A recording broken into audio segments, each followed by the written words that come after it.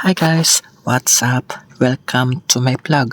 My name is Jeff. For today's video ay magluluto tayo ng ating masarap na ulam para sa ating dinner. Special beef caldereta. Hugasan lang natin ng maigi ang ating beef.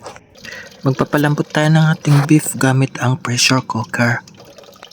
Magandang slice of sibuyas, bawang at loya, isang prasong philip, konting star anise, counting cinnamon stick, pamintang buo, lemongrass, and salt and pepper to taste.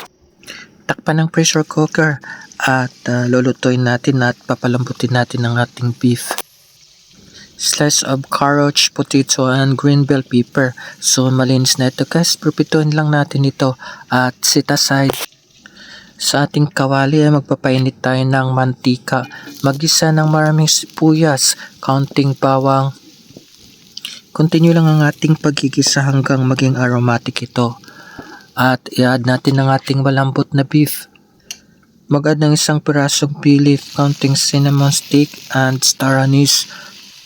Mag-add tayo ng ating Indian spicy powder. Meron tayong turmeric, curry, cardamom, ginger, cloves, cinnamon, red chili, and paprika. Continue lang guys ang ating paggigisa para maging aromatic ito at manuot ang kanyang lasa.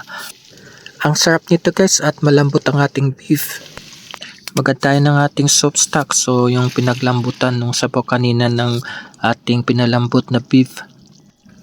2 green chili para medyo maanghang, oyster sauce, salt and pepper to taste. Lagi nating i-check guys ang ating niluluto, baka maalat na ito. Mag-add pa tayo ng ating butter. I-add na rin natin ang ating na prito, so yung nasa aside nating slice of carrot, potato, and green bell pepper. Mag-add tayo ng ating tomato paste, magic sarap. Pwede pa tayo mag-add ng ating beef cubes at konting soy sauce.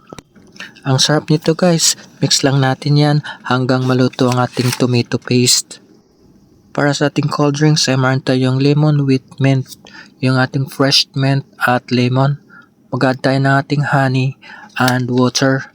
I-blend lang natin ito guys, ay meron na tayong napakasarap na lemon with fresh mint leaves for our cold drinks. And very healthy pa ito guys. For hot drinks, meron tayong onion tea. Nag-add lang tayo ng ating tea seeds. Strong tea tayo guys at naglagay din tayo ng ating fresh mint leaves. Kain tayo guys, ready na ang ating masarap special beef caldereta at meron pa tayong assorted fruits. Let's enjoy the food. And thank you so much for watching. I'll see you for my next vlog.